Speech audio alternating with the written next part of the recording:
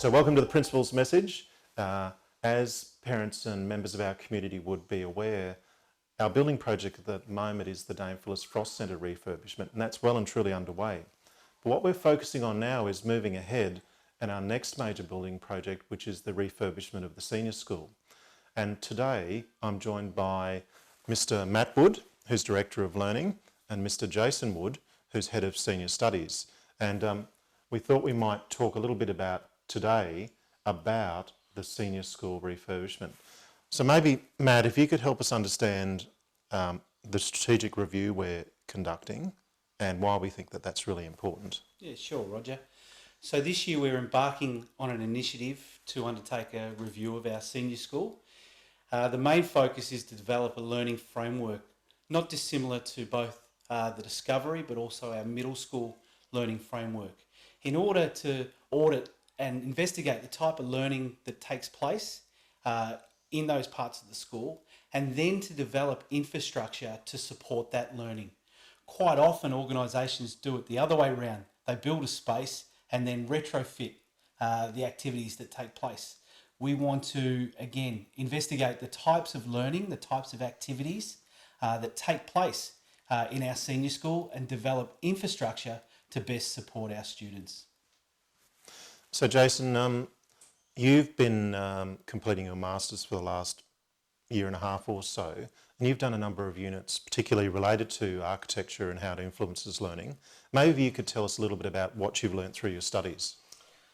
Look, I think the thing that I've really taken out of the study I've done is that architecture needs to respond to the educational needs rather than the other way around, which is sometimes the case, as Matt was saying. The other thing that I've really learned is that there's a real shift in methodology taking place, and that's in response to a really changing need for young people. So, young people going to the workforce today need an entirely different set of skills to those that went into the workforce historically.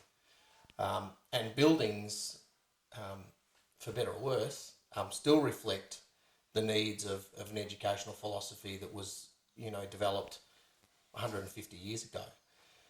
So what we're finding now is that because there's a need for students to engage more in creative thinking, critical thinking, problem solving, collaboration, that learning spaces need to respond to that. Maybe what might be helpful is if we could have a look at some of the learning spaces that we're taking by way of inspiration and show you some images of the sort of research that Jason and Matt have done, and have a look at some of the spaces that we're thinking about in terms of what senior school might look like into the future. So the images that you're looking at here demonstrate a variety of different learning opportunities.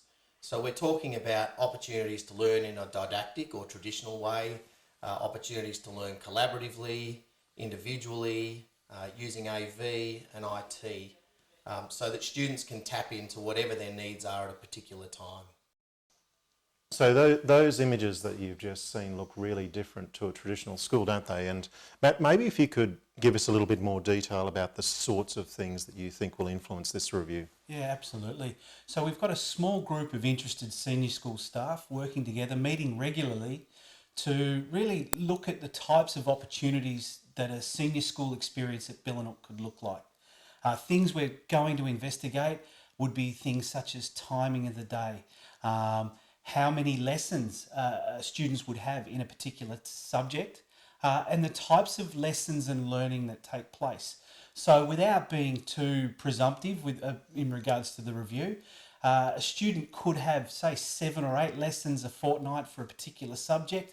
4 of those lessons could be in a traditional classroom, 2 of them could be in the online space, several could be in like a seminar type space. So it's really using the time to really plan and develop a framework.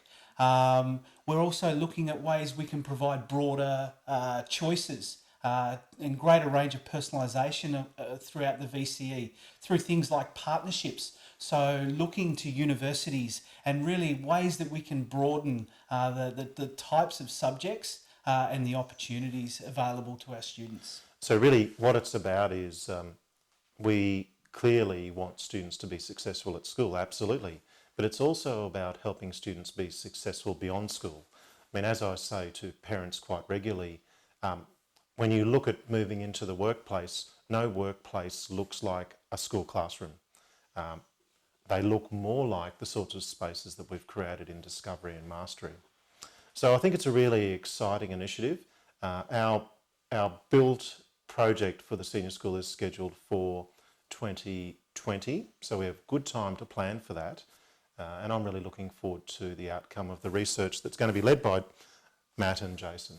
So I hope you've enjoyed having a little bit of a precursor to what life in senior school might look like. And I certainly would say to you, watch this space and we'll see how our research unfolds. Thanks very much.